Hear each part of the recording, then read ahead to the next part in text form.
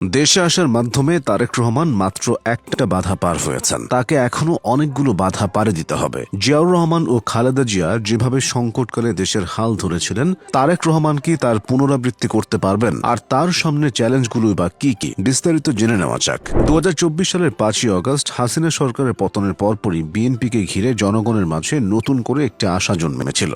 কিন্তু গত প্রায় ১.৫ বছরে বিএনপির মাঠ পর্যায়ের নেতাকর্মীদের বিভিন্ন নেতিবাচক কর্মকাণ্ডের কারণে জনগণের একটি অংশের সেই প্রাথমিক আশা অনেকটাই ভঙ্গ হয়েছে। এখন তারেক রহমানের রাজনীতির মূল চ্যালেঞ্জ হল জনগণের এই অংশের মাঝে সেই আশাকে পুনরুজ্জীবিত করা। আর এজন্য সবচেয়ে জরুরি হল তৃণমূল পর্যায়ের নেতাকর্মীদের ওপর তার দৃঢ় নিয়ন্ত্রণ প্রতিষ্ঠা করা। তিনি তা করতে পারবেন কিনা সেটি সময় বলে দেবে। তারেক রহমানের সামনে বর্তমানের আরেকটা বড় চ্যালেঞ্জ হল ধর্মীয় রাজনীতির ক্রমবর্ধমান উত্থান এবং উগ্রবাদী শক্তির প্রভাব মোকাবিলা করে একটি উদারপন্থী জাতীয়তাবাদী ধারাকে টিকিয়ে রাখা। গণ অভ্যুত্থানের পর দেশে ধর্মীয় রাজনীতির উত্থানে সংখ্যাগরিষ্ঠ মধ্যম পন্থার মানুষরা কোণঠাসা। তারা এখন একজন তারেক রহমানের দিকে চেয়ে আছে। এদিকে দীর্ঘ ১.৫ দশকের ক্ষমতার বাইরে থাকা বিএনপির তৃণমূল চাঙ্গা হলেও দলের অতীতের বিভিন্ন অনিয়ম, দুর্নীতি এবং সুশাসনের অভাবজনিত যে ইমেজ সংকট তৈরি হয়েছে তা কাটিয়ে জনগণের আস্থা অর্জন করা আরেকটা চ্যালেঞ্জ। তারেক রহমানকে প্রমাণ করতে হবে যে অতীতের ভুলগুলো থেকে শিক্ষা নিয়ে তিনি এখন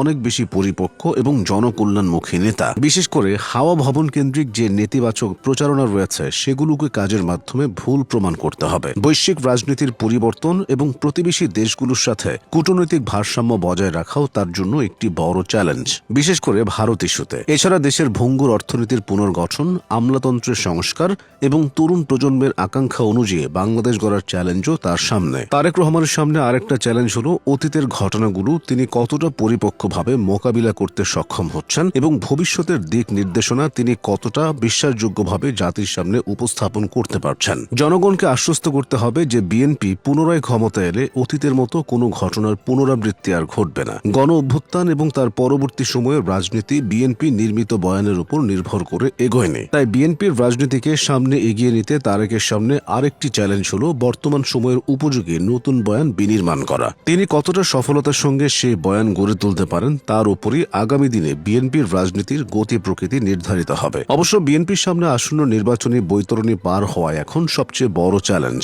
বহু আসনে দলীয় প্রার্থীদের মধ্যে দ্বন্দ্ব ও কোন্দল দেখা দিয়েছে, আর মনোনয়ন বঞ্চিতরা স্বতন্ত্র প্রার্থী হিসেবে নির্বাচনে অংশ নিচ্ছেন। এসব পরিস্থিতি বিএনপির সামগ্রিক নির্বাচনী ফলাফলে প্রভাব ফেলতে পারে। একই সঙ্গে সচেতন মহলের শঙ্কা রয়েছে আসন্ন নির্বাচন আদৌ সুষ্ঠু ও নিরপেক্ষ হবে নাকি আবারও ২০১৮ সালের নির্বাচনের পুনরাবৃত্তি ঘটবে। তারেকের আগামী দিনের রাজনৈতিক ভবিষ্যৎ অনেকাংশেই নির্ভর করছে এই নির্বাচনী বৈতরণী সফলভাবে অতিক্রম করার উপর।